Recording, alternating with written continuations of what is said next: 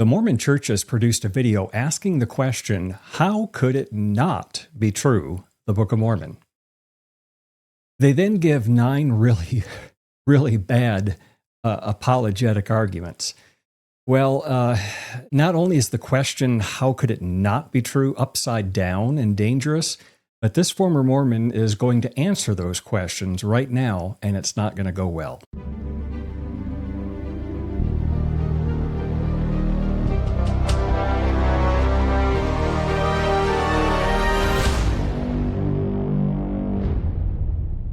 Hello, I'm Bill Young, and welcome to Truth to Mormons. This is going to be the first part of a 2-part response to this video that I just mentioned, and so you'll want to be watching after this one to complete all 9 of the really bad arguments that the Mormon Church is going to be presenting us with. So let's get started. Mormon leadership knows full and well that as the truth claims of the Book of Mormon go, so goes the validity of the truth claims of the Mormon Church. So to buttress faith with members, the Mormon Church has produced a slick video entitled, How Could It Not Be True, the Book of Mormon? In the world of logic, which never gets in the way of Mormon doctrine, by the way, this title is what we would call a fallacy, specifically the fallacy of begging the question. This means that Mormonism has assumed in their argument the conclusion that they are trying to prove. So not is it true, but how could it not be true? That's how it's done. What you're going to get from this video today and the follow-on one is, if you're a Christian, I assure you, you will hear these evidential arguments that we're going to be exploring from the Mormon Church. How would you respond to them? And if you're a Latter-day Saint viewer, please stick with me. You may be trusting in more than you think you are on these truth claims, and that's spiritually dangerous. So let's first watch the very short LDS video, it's just a couple of minutes, and then we will discuss it on the backside.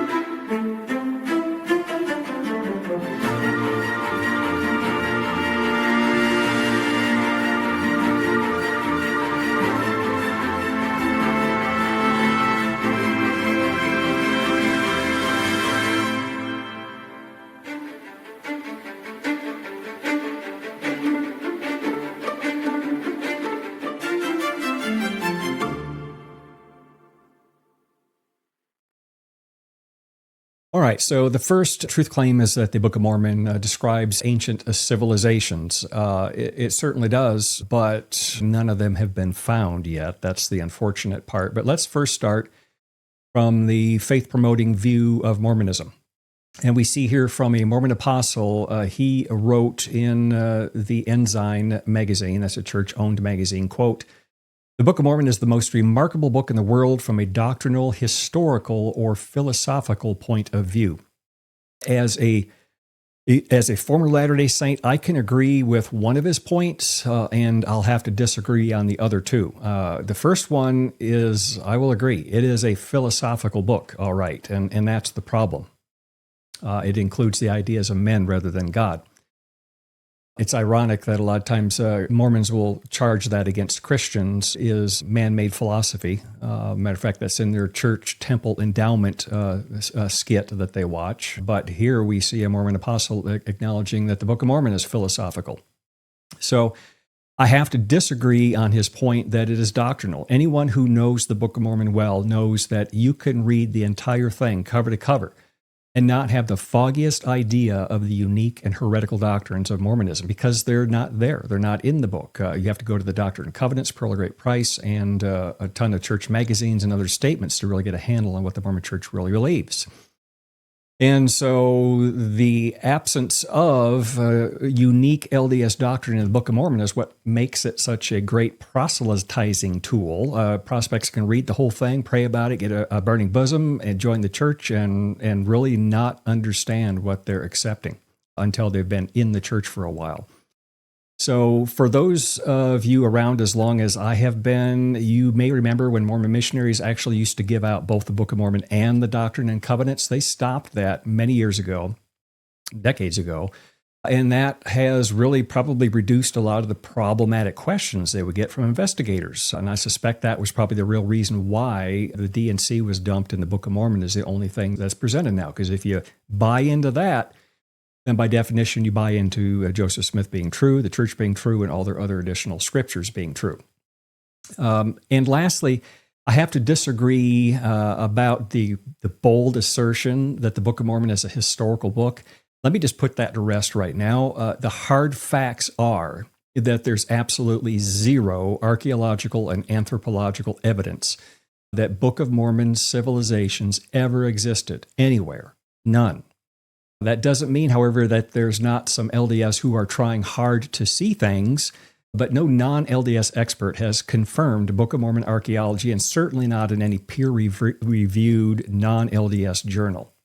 So, unlike the Bible, which records real people, real civilizations, real locations that you can visit, it's no coincidence that there's not a single geography map in the Book of Mormon. I didn't think about that a whole lot when I was a Latter-day Saint, but boy, it sure just jumps out at me now. But ironically, this hasn't stopped some Mormons from creating, get this, Book of Mormon tours, trying to replicate the experience for Christians taking trips over to the Holy Land in Israel.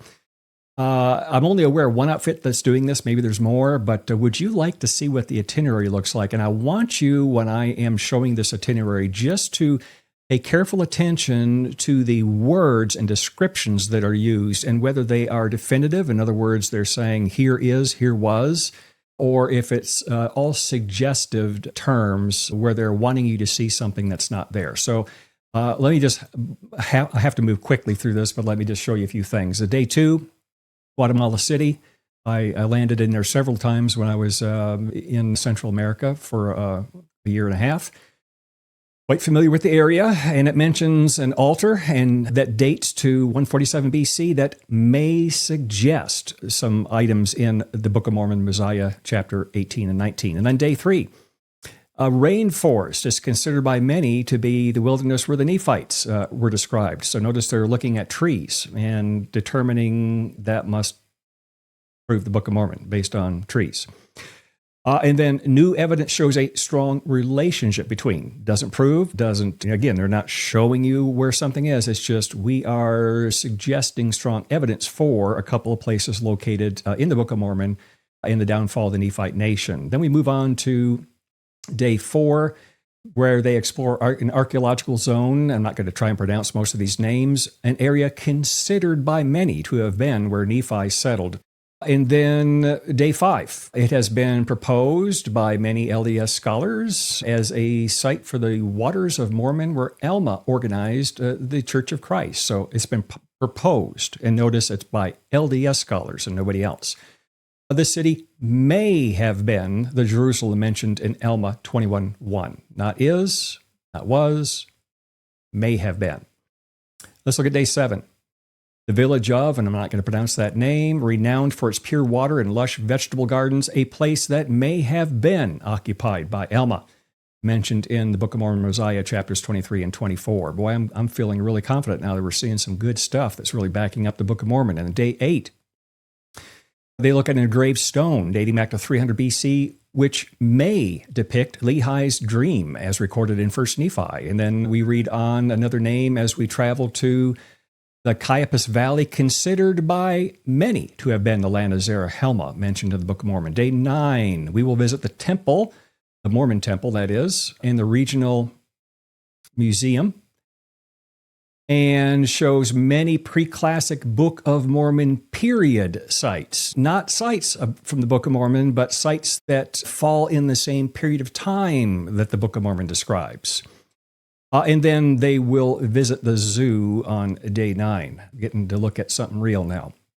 Day 10, the archaeological zone of, I'm not going to try and pronounce that, a candidate for the city of Sidon in Alma 15. And then again, another city I can't pronounce has been proposed as the River Sidon in the Book of Mormon. Day 11. This is reminiscent of the statement of Ether, wherein it states that the land southward was preserved from the wilderness to get game, and Ether 10:21. So they're reminiscing now about what they would like that area to actually be.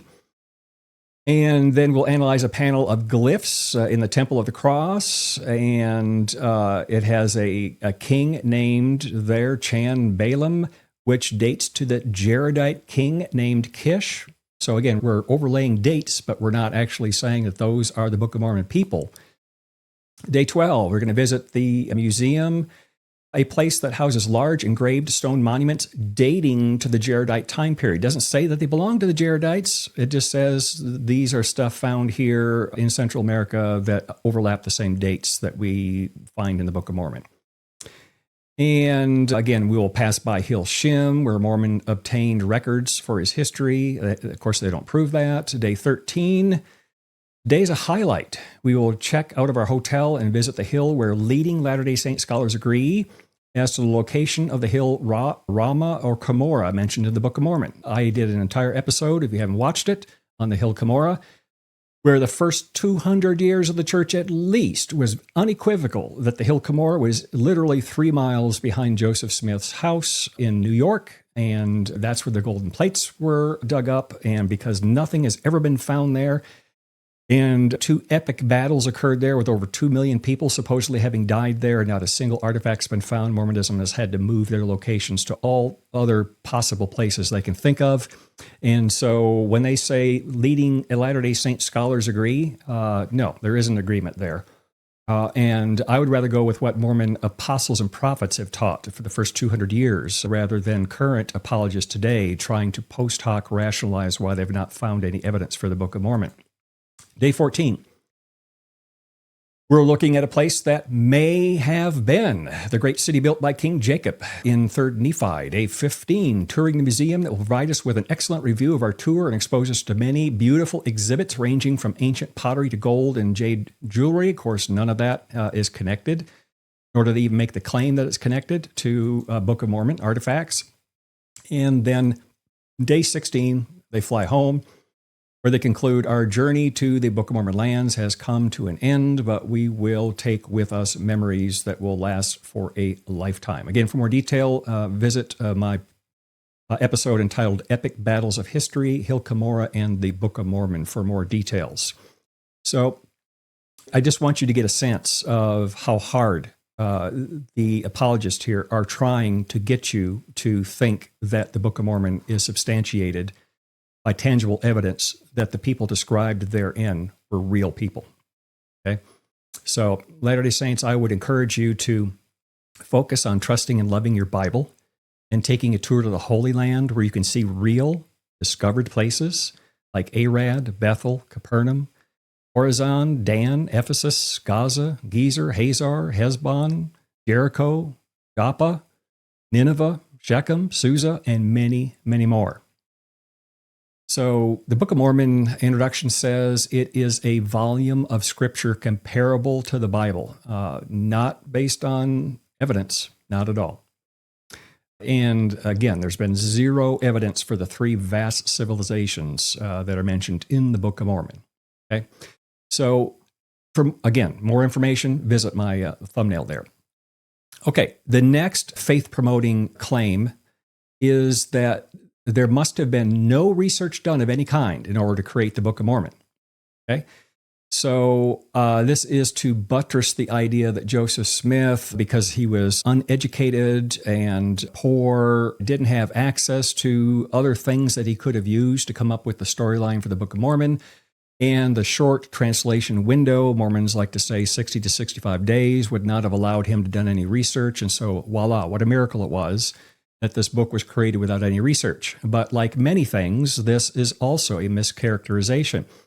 So I'll touch on B.H. Roberts here in a little bit, but he's done a lot of research on the Book of Mormon.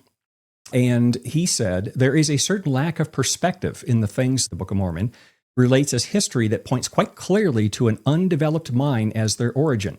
The narrative proceeds in characteristic disregard of conditions necessary to its reasonableness, as if it were a tale told by a child with utter disregard for consistency. So I say, yeah, if we're going to go with no research was done of any kind, I think Joseph Smith probably should have done some research, because this general authority here of the Mormon Church was being honest and saying, hey, it looks like a kid wrote this. B.H. Roberts was a member of the First Council of the 70 in the Mormon Church. He was a prominent church historian of his day. He edited a 7-volume history of the church. And he also wrote himself a 6-volume comprehensive history of the church. And it's a long backstory, but under the direction of the church presidency of that day, Roberts was directed to investigate some difficulties with the Book of Mormon submitted by a member who was preparing to go on their mission.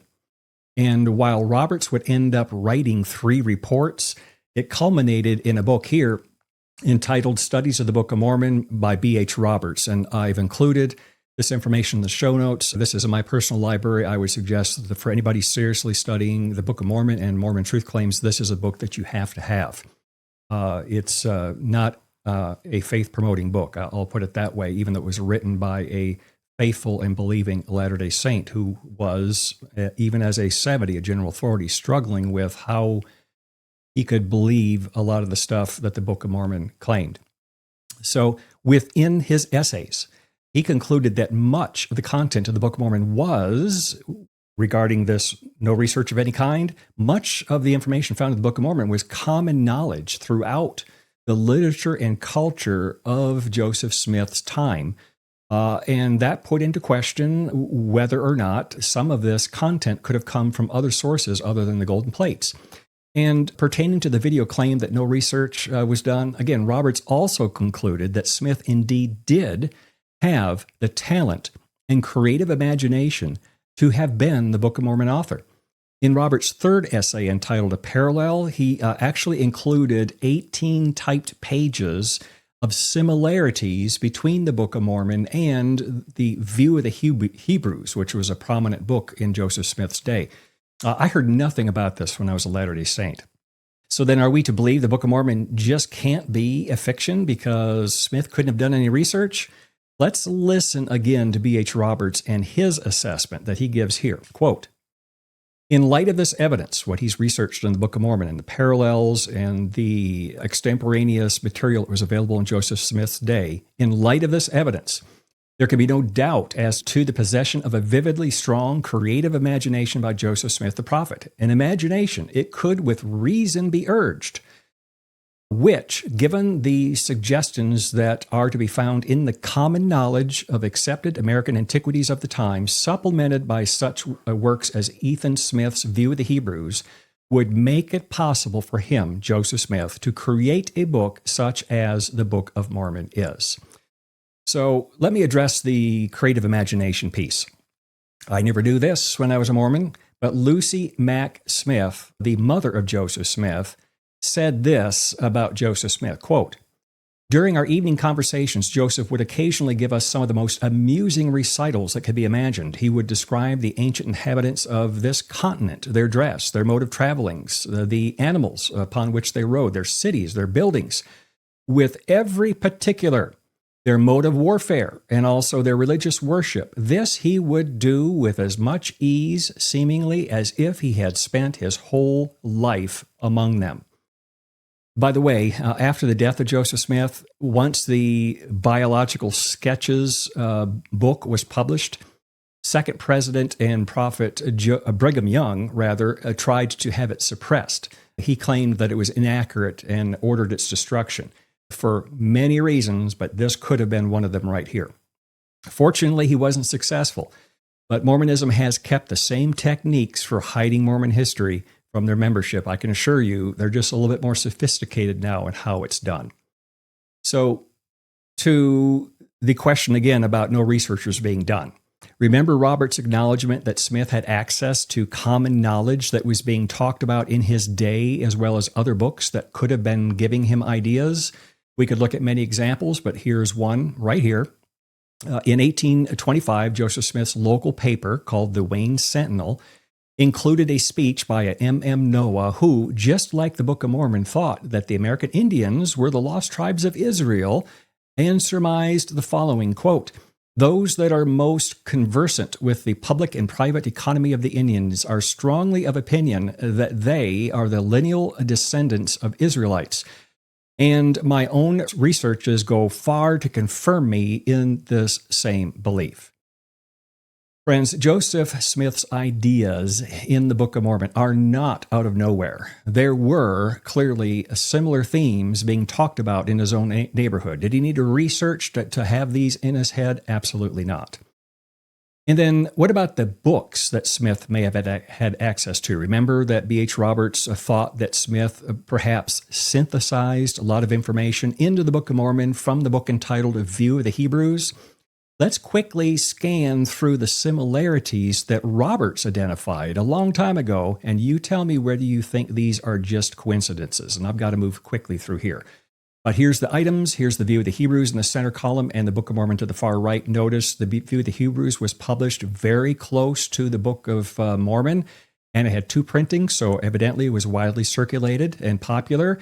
It was done in the same location, and look at all the things that are similar. Destruction of Jerusalem, Israel being scattered, 10 tribes, touches on migrations for a long journey, encounters across the many waters. The Book of Mormon thinks that the Jaredites and then later the Nephites and Lamanites came across in barges across the ocean to the United States. I wonder where that idea came from. And then the idea that the Americas were uninhabited by anybody when the Mormon settlers arrived. And then specific directions that they moved and specific mentions of great rivers are the same. And again, the ancestral origins of the American Indians being Hebraic or Israelite, that's just spitting correlations between these two books. And then lost Indian records. And this I didn't know when I was a Mormon for sure. The View of the Hebrews talks about a set of yellow leaves buried in an Indian hill. And Roberts noted that those leaves may have been gold. And lo and behold, the Book of Mormon talks about an ancient record, a.k.a. the last remaining Nephite after his entire civilization was wiped out by the American Indians, a.k.a. Lamanites, and that he retrieved gold in plates buried in the hill Cumorah, 3 miles from his backyard. I wonder if there's any correlation there. And then talking about very specific things mentioned in the Bible, but very uncommon terms like the breastplate and the Urim and Thummim. Those are similar. Gospel being preached in the Americas. Mormons believe that the Mormon Christ went to the Americas and preached to the Nephites and did a repeat of much of the Sermon on the Mount. That wasn't a novel idea. That was in the View of the Hebrews. And sacred towers and high places. I'm not going to read every one of these. Two classes of people civilized in the Book of Mormon. Those would be Nephites and the Barbarians. Those would be the Lamanites or the Indians. What else? Anyway, I wanted you to actually see those. And then here again is B.H. Roberts' concerns. He said in one of his writings entitled Studies of the Book of Mormon, quote, "Did Ethan Smith's View of the Hebrews furnish structural material for Joseph Smith's Book of Mormon? It has been pointed out in these pages that there are many things in the former book that might well have suggested many major things in the other. Not a few things merely, 1 or 2 or a half dozen, but many. And it is this fact of many things of similarity and the cumulative force of them that makes them so serious a menace to Joseph Smith's story of the Book of Mormon's origin. Can such numerous and startling points of resemblance and suggestive contact be merely coincidence?" To answer B.H. Roberts' question from a former Mormon's perspective who wanted to continue believing as I was researching, the answer is no, this is not a coincidence. So And moving on, I have to agree that Smith probably didn't do his research in the respect that his uneducated fingerprints are in fact all over the Book of Mormon. So I don't know if I'd be touting that if I were the Mormon Church. We could consider the problem of the Book of Mormon being full of anachronisms, and B.H. Roberts actually found these as well. Mentions of animals such as horses, elephants, cattle. And then there's chariots, steel, iron, Nephite coins, and more. Additionally, Smith includes the titles Christ and Messiah 600 years in the Book of Mormon before Jesus would actually arrive in a manger. Neither of these are mentioned in the Old Testament of the Bible. And perhaps Smith should have researched his use of italicized words in what they mean in the King James Bible. For in chapter 20 of 2nd Nephi in the Book of Mormon, just one example, it reads verbatim from Isaiah chapter 10 in the King James Version of the Bible, including all 31 italicized words and in the exact same places. So obviously, italicized words in the Bible are not found in the original tongue and underlying Bible manuscripts, but were added for clear translation to English. It would have been impossible for these words to have been in the golden plate, since these plates were supposedly written well before the 1611 King James Bible. And then we have this other faith-promoting statement here that if you're going to create something like the Book of Mormon, then you're going to have to crank out 531 pages and more than 300,000 words. So, first of all, the Mormon video took the liberty of rounding up to 300,000 when it's notably less. ScriptureCentral.org, a Mormon-friendly website, by the way, drops the count to 269,320 words in the original 1830 version. So here's the deal. The church wants you to think that these words all came to Joseph by revelation, when in fact he copied large sections from the Bible word for word. So here I'm giving you just one example how extensively Joseph Smith copied from the Bible. So we see 2 pages here. The right column is the Bible, and we see lines drawn to where the statements were inserted into the Book of Mormon. So the real idea that Mormonism wants you to take away from this word and page count is that the uneducated Joseph Smith could never have produced the Book of Mormon from his own mind because of the impressive amount of pages and words. We see one way in which he could have accomplished that, but also LDS often don't consider that they're using the very same faith-building question that Seventh-day Adventists use with their founder, Ellen White, who dropped out of school in 3rd grade at age 9. How could she have written her publications without divine help? So the question leads, if we're trying to make it correlate with that in the Book of Mormon, but in fact, here's what her estate says regarding her accomplishments. Quote, during her lifetime, she wrote more than 5,000 periodical articles and 40 books, but today, including compilations from her 50,000 pages of manuscript, more than 100 titles are available in English. She is the most translated woman writer in the entire history of literature and the most translated American author of either gender. So then the idea of pages and word count being something that we can use to validate the divine nature of a book handled by an uneducated man or woman is clearly vacuous. It can be done. It has been done. It's a false test and a false sense of security. And then I can mention here too, let's look at the statement, and this is a whopper, that only grammatical changes will have to be made with the first edition of the Book of Mormon. That's one of the additional statements made in the video. Again, a huge whopper. Only grammatical changes. I could give you, let me just give you a couple of slides here. 1830, original edition on the left, and what it says now. Mormonism then in the Book of Mormon taught modalism, where they're conflating the Lamb of God, meaning Jesus, as being the eternal Father. Jesus and the Father being the same person. We see that was fixed later, where the Lamb of God is the Son of the eternal Father. So again, we see here that the Virgin Christ is the Mother of God. Oh, we just called Jesus God, not a God, but not the Son of God, but God. Christians would agree with that. But that's been changed now to the Son of God. And some more conflations there between Jesus being the Father, and now they changed it to the Son of God. And Mormonism has an embarrassing history that they've started to whitewash for many years now, teaching that folks of African descent, anybody with a dark skin, was punished with that skin before coming to earth because they were less valiant than white Mormons were in the pre-existence. And so they were cursed, literally, with a dark skin. And previous prophets, Brigham Young was against interracial marriage, and another idea of why that mark was given in his head. And so we see here, they were very plain at one point in time. Many generations shall not pass away among them, save they shall be white and delightsome people. They're talking about the Lamanites here, the Mormons' idea of the American Indians as they were proselytized with the Mormon gospel.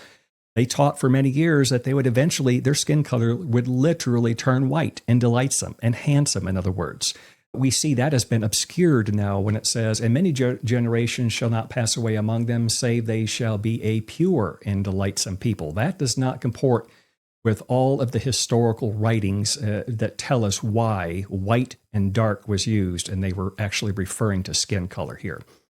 And then the other thing is that Joseph Smith's fingerprints are all over the Book of Mormon. If we want to go there and say that this word count was just impressive, he couldn't have done something like this. Look at my examples here, and you tell me if this doesn't give away an uneducated person who is trying to write a big 531-page book. Notice where the word was changed to were. I'm not going to read all those, but you can see how English incorrect that would be. Right column, were was changed to was. Another example, is was changed to are. Right column, a was incorrectly used, and those have all been deleted now. I was a journeying to see, and as I was a going thither. It almost sounds like he's trying to sound ancient, trying to disguise his modern lexicon. Continuing, left column, for was incorrectly used. The Lamanites did gather themselves together for to sing, or they did prepare for to meet them. Does that sound like an educated man, or maybe an uneducated prophet who was trying to write a book and pass it off as something from God? And then we have some more examples where done was changed to did and no was changed to any. And as we consider these changes that have been made in the bogus words and what they suggest, if you think about it, Latter-day Saint, these changes are even more damning when we consider that Smith used a rock and a hat that the Mormon Church now only recently has admitted to translate the golden plates. David Whitmer, one of the three witnesses to the Book of Mormon. So if we're going to trust him as a witness to the Book of Mormon as a whole, he's one of the signatories for the three witnesses in the front matter of the Book of Mormon, then why should we dismiss what he's going to say here? He actually said regarding the translation method, quote, I will now give you a description of the manner in which the Book of Mormon was translated. Joseph Smith would put the seer stone into a hat and put his face in the hat, drawing it closely around his face to exclude the light, and in the darkness the spiritual light would shine, a piece of something resembling parchment would appear, and on that appeared the writing. Check in here carefully on my highlighting. One character at a time would appear, and under it was the interpretation in English. He wasn't having to come up with his own interpretation. It was given to him. Brother Joseph would read off the English to Oliver Cowdery, who was his principal scribe, and when it was written down and repeated to Brother Joseph to see if it was correct, then it would disappear, and another character with the interpretation would appear. Notice Smith wasn't advancing the stone to the next word. The stone was smart enough, being directed by somebody, to confirm that when it was read back, it was spelled correctly, and only then did the stone advance to the next character. Friends, if Smith wasn't animating that rock, then it must have been the Mormon God, if you want to be faith-promoting. And what does that say about his English skills? Think about that for a little bit. And I also can't help but think how ironic when considering the small statement found at the bottom of the explanation page in the front matter of the Book of Mormon that says, quote, about this edition, some minor errors in the text have been perpetuated in past editions of the Book of Mormon. This edition contains corrections that seem appropriate to bring the material into conformity with publication manuscripts and early editions edited by the prophet Joseph Smith. I could spend a lot of time there, but I'm not. Latter-day Saint, Joseph Smith Jr. said the following. In light of that, he said this regarding the Bible: ignorant translators, careless transcribers, and designing and corrupt priests have committed many errors. We find that in Teachings of the Prophet Joseph Smith, page 327. So I ask then, Latter-day Saint friend, will you be honest, consistent, balanced? If you think the Bible is shot through and through with errors, then will you also admit the thousands of grammatical errors in the Book of Mormon, to include some doctrinal that I've showed you? And that also points to ignorant translators and careless transcribers as well. I suspect you probably won't go there. Okay, so we've covered all we have time for in this episode. We're going to stop here, having covered the first 4 spurious arguments made by the Mormon Church on the Book of Mormon and how could it not be true. In the next video, we'll follow up with the remaining 5, so you won't want to miss, to ensure that you have the context for all 9 arguments. Thanks for watching. As always, if there's a topic in addition to this that you would like, by the way, to have me touch on for some future episodes, feel free to share those ideas with me in the remarks. I do check those, and I will take those into consideration. But until next time, take care and God bless.